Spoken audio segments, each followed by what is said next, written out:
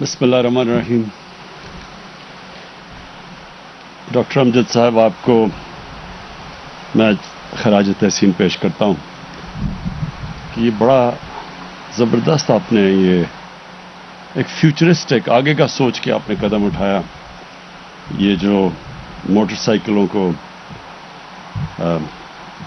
Electric بنانے کا فیصلہ کیا، اور میں اپنی ٹیم کو، حماد اظہر آپ کو اور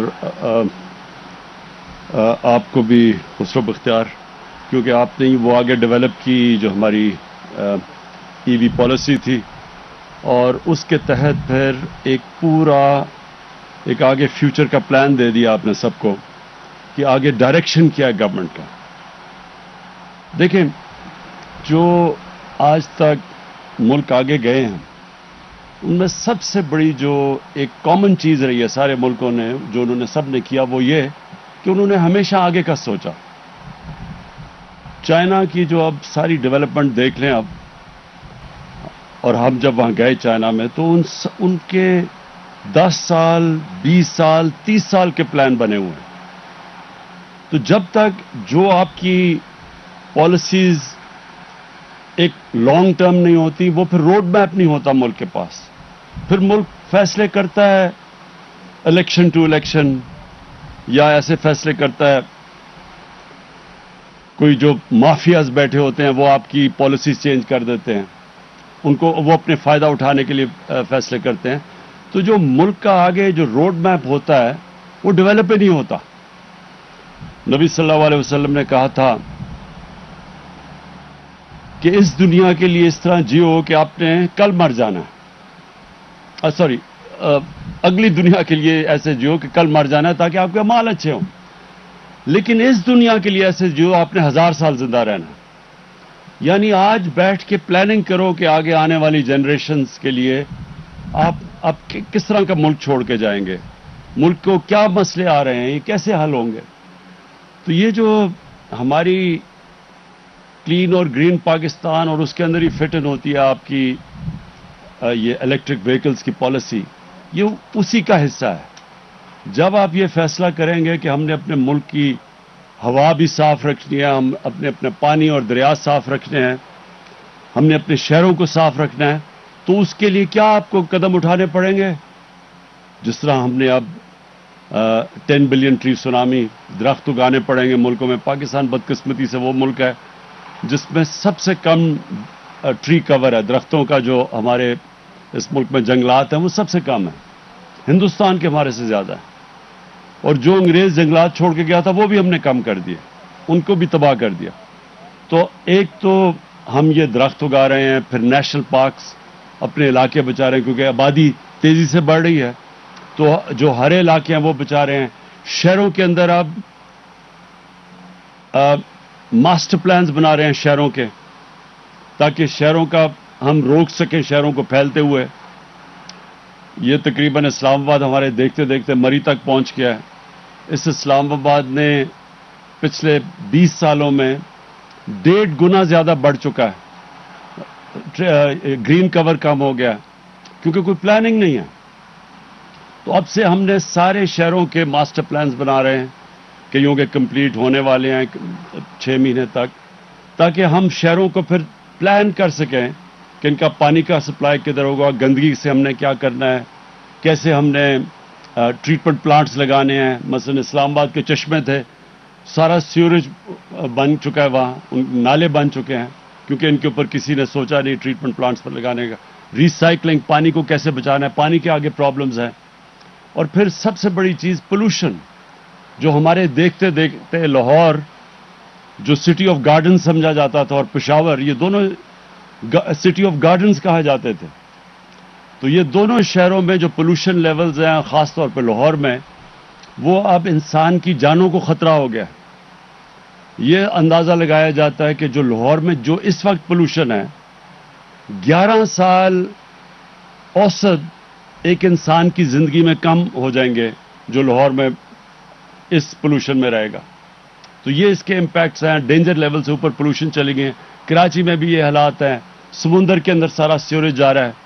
تو یہ اس کے اوپر کیونکہ کوئی لانگ ٹرم پلاننگ نہیں ہے، تو وہ پلاننگ اب پہلی دفعہ ہم پاکستان میں کر رہے ہیں، اور اس کا حصہ ہے پھر سے میں کہوں کہ یہ جو الیکٹرک وہیکلز ہیں، یہ اب آگے ہمیں اپنے شہروں کو پولوشن سے بچانے کے لیے ہمیں اب شہروں کے اندر الیکٹرک بسز لانی پڑیں گی، گاڑیاں لانی پڑیں گی، موٹر سائیکل، سب سے زیادہ موٹر سائیکلز، کیونکہ اس میں زیادہ استعمال ہوتا ہے، زیادہ ان کی انٹینسٹی زیادہ ہوتی ہے. تو یہ بڑا اچھا پازیٹو سٹیپ ہے. اب اس کا ایک دوسرا پہلو ہے، ہم نے جو اور اپنے اوپر ظلم کیا کہ جو اللہ نے اس ملک کو اتنی نعمتیں بخشیں، ہم نے کبھی سوچا ہی نہیں کہ یہ جو اللہ نے نعمتیں بخشی تھی ان سے فائدہ اٹھایا جائے، کیونکہ آسان راستے لے لیے، شارٹ کٹس لیے، امپورٹ چیزیں کر لیں. آسان تھا نا، امپورٹ کر لی، اس پہ پیسے بھی بن جاتے تھے. لیکن جو اس کا نقصان کیا ہوا کہ جو بھی خسرو نے بات کی کہ جو را مٹیریل پاکستان میں ہے اس کو ہم نے کبھی نہیں سوچا کہ ہم اس را مٹیریل کو اس کو استعمال کریں. تو ساری چیزیں امپورٹ کرنے شروع کر دی ہیں. آسان راستہ ہے، لیکن اس کا نقصان یہ ہے کہ ملک غریب ہوتا جاتا ہے، ویلتھ کریشن ہوتی نہیں ہے. جب آپ امپورٹ زیادہ کرتے ہیں، جو انہوں نے ابھی بات کی بیلنس آف پیمنٹ، خسرو یہ لوگوں کو سمجھا بھی دیں بیلنس آف پیمنٹ ہوتا کیا، عام لوگوں کو نہیں سمجھ آتی اس کی. مطلب یہ کہ ڈالر زیادہ جب ملک میں آنا شروع ہوں بنسبت کے ملک سے باہر جو ڈالر جا رہے ہوں، اگر زیادہ ملک میں ڈالر آئیں گے آپ کا ملک امیر ہو جائے گا. اگر آپ کے ملک میں سے زیادہ ڈالر باہر جا رہے ہیں اور کم ملک میں آ رہے ہیں وہ غریب ہو جائے گا. تو چائنا کی جو ساری ڈیولپمنٹ تھی وہ ایکسپورٹ لیڈ تھی، انہوں نے ایکسپورٹس بڑھائی تو ڈالرز ان کے ملک میں زیادہ آئے، انہوں نے دنیا کو زیادہ مال بیچا، ملک میں زیادہ ڈالرز آئے، اور اس لیے دیکھتے دیکھتے چائنا اب ایک اکنامک جائنٹ بن گیا. تو ہمارے تو کبھی کسی نے اس کے اوپر توجہ ہی نہیں دی. ایک چھوٹا سا سنگاپور ہے ہمارے، دیکھتے دیکھتے پاکستان کی آج تاریخ میں سب سے زیادہ ایکسپورٹس ہوئی ہیں اس سال، تو ہم 26 ارب ڈالر ہماری ایکسپورٹس ہے. سنگاپور کی کوئی 300 ارب ڈالر ایکسپورٹس ہے، اس کی 50 لاکھ آبادی ہے، کیونکہ انہوں نے سوچ سمجھ کے پلاننگ کی کہ اگر ہم نے اپنی دولت میں اضافہ کرنا ہے تو ہمیں زیادہ چیزیں باہر بیچنی پڑیں گی بنسبت کے باہر سے امپورٹ کرنی پڑیں گی. تو ہمارا یہ بس اب جو اگلا اب ہمارا یہ جو ترقی کا راستہ ہے اس میں اب ہم نے جو آپ کی موٹر سائیکل کے اندر جتنے بھی کوشش کرنی ہے کہ سارے پارٹس را مٹیریلز پاکستان میں ہوں. ہمارے پاس سب کچھ ہے یہاں. ہم نے پوری طرح اب ہم پوری پاکستان کا منرل میپ بنا رہے ہیں، معدنیات کا نقشہ سارے پاکستان میں کہ کدھر کدھر کیا چیزیں ہیں. اور آپ کو حیرت ہوگی جب آپ کو یہ پوری طرح پتہ چلے گا تو آپ کو اندازہ ہوگا کہ آپ کا کتنا امیر ملک ہے. اس میں کسی چیز کی کمی نہیں ہے. ہمیں امپورٹس کی ضرورت نہیں ہے کہ ہر چیز امپورٹ کر لیتے ہیں، شارٹ کٹ ہے نا، ہر چیز امپورٹ کر لو. تو یہ نہیں سوچتے کہ وہ تھوڑے سے لوگوں کو تو فائدہ ہوتا ہے جو امپورٹرز ہیں، لیکن ملک کے لیے تو وہ نقصان ہے کیونکہ آپ کے ڈالر زیادہ باہر جا رہے ہیں. جب زیادہ یہ بھی میں سمجھا دوں، جب آپ کے زیادہ ڈالرز باہر جاتے ہیں اور کم اندر آتے ہیں ملک کے تو روپے کے اوپر زور پڑتا ہے.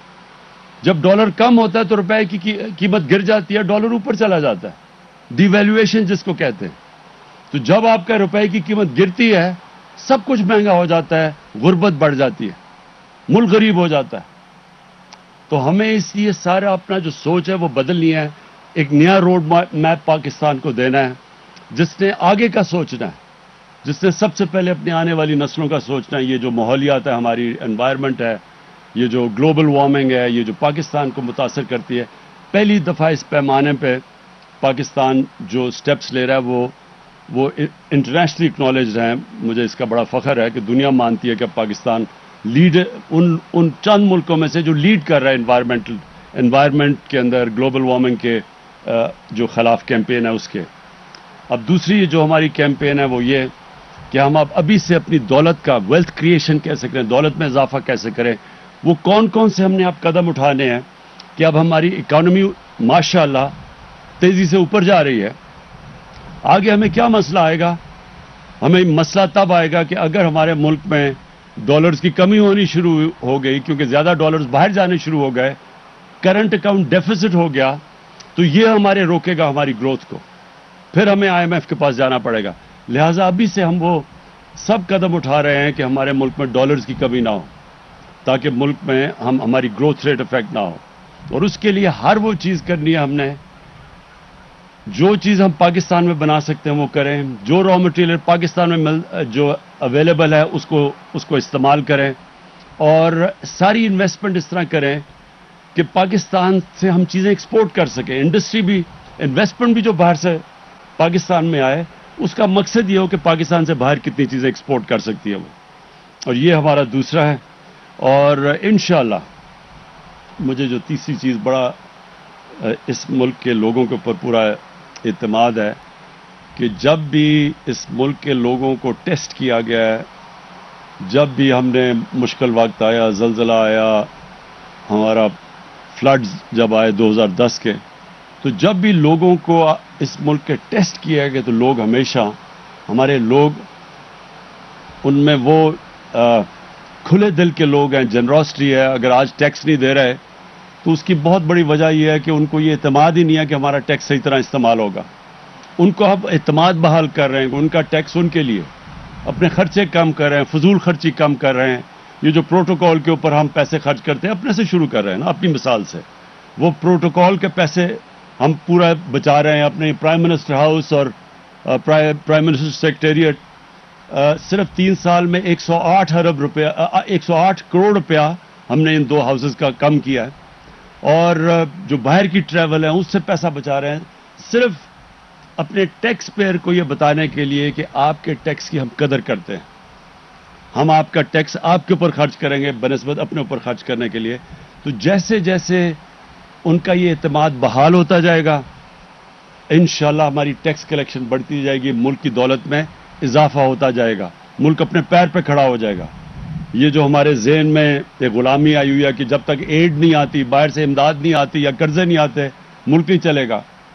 मुल्क का प्राइम मिनिस्टर बाहर जाता है तो पहली चीज़ पूछते हैं, जी कितने पैसे लेके आए, कितनी जी इमदाद मिली, कामयाब दौरा। अच्छा, कामयाब दौरा क्या हो गया कि पैसे लेके आ गए, भीख मांग के किसी से पैसे लेके आ गए।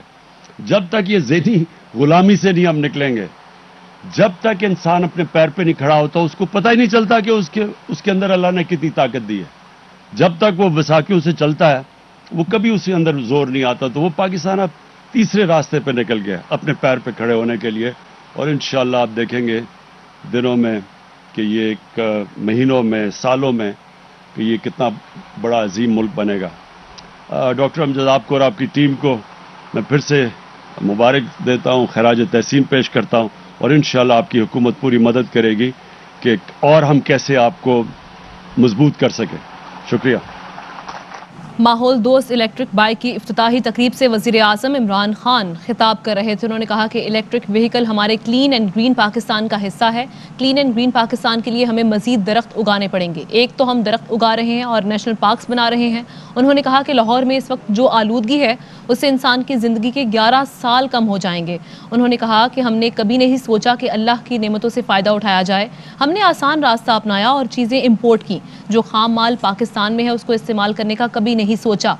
साथ ही साथ कहा कि आलूदगी खतरनाक हद तक चली गई है। कराची के समंदर में गंदा पानी जा रहा है। पाकिस्तान की तारीख में इस साल सबसे ज़्यादा एक्सपोर्ट हुई है। जब डॉलर कम होता है तो रुपए की कदर गिर जाती है। वज़ीर आज़म इमरान खान ने कहा कि रुपए की कदर कम होती है तो महंगाई और गुर्बत बढ़ जाती है। अहम तरीन खबरें अब एक क्लिक की दूरी पर। आपके पसंदीदा टॉक शोज हों या अहम मुल्की या गैर मुल्की शख्सियात की न्यूज कॉन्फ्रेंसेस, हर लम्हा बाखबर रहने के लिए सब्सक्राइब करें हमारा YouTube चैनल। मौसम की सूरत हाल हो या खेल के मैदान से खबरें, अपने मोबाइल फोन से मुल्की और बैनुल अक़वामी अहम खबरों तक रसाई के लिए डाउनलोड कीजिए मोबाइल ऐप। बावसूख ज़राए से मुसद्दिका खबरों, तज्ज़ियों और तबसरों से मुस्तफीद होने के लिए विजिट कीजिए पाकिस्तान की सबसे बड़ी न्यूज वेबसाइट www.arYnews.tv। इन सब के अलावा पाकिस्तान का सबसे बड़ा फेसबुक पेज हो, सबसे बड़ा न्यूज इंस्टाग्राम अकाउंट या फिर ट्विटर, ARY न्यूज पहुंचा रहा है खबरें सबसे पहले आप तक, ताकि आप रहें हर लम्हा बाखबर।